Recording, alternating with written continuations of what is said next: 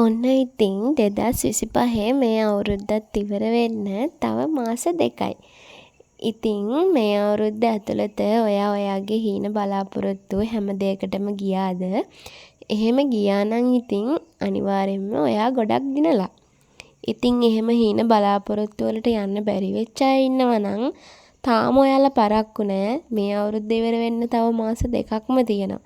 ඉතින් තමන්ගේ හීන බලාපොරොත්තු වලට ගිහින් ජීවිතේ සාර්ථක කරගන්න අදිෂ්ඨානයක් ඇතුව වැඩ කරන්න කියලා මං ඔයාලා හැමෝටම මතක් කරනවා.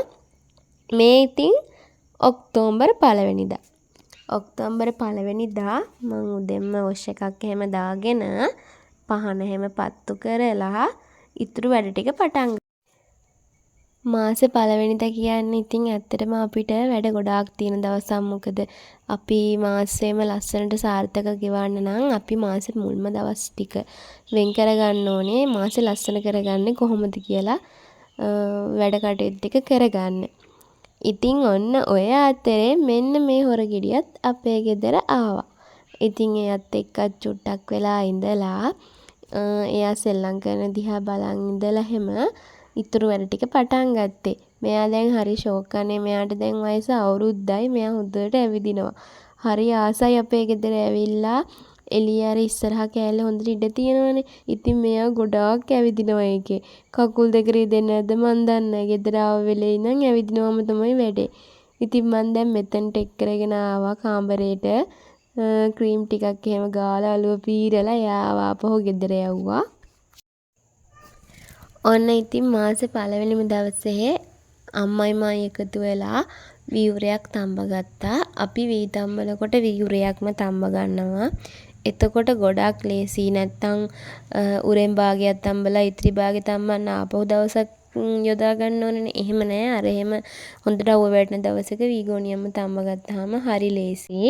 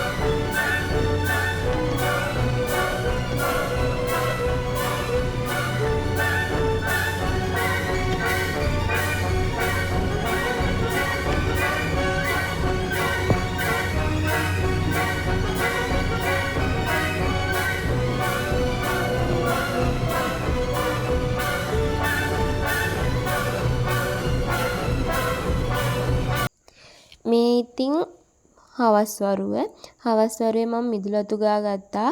ඇත්තටම මම කලින් වීඩියෝ වලත් කියලා තියෙනවා අපේ ගෙදර උදේටත් මිදුලතු ගාලා හවසටත් මිදුලතු ගන්න ඕනි කියලා.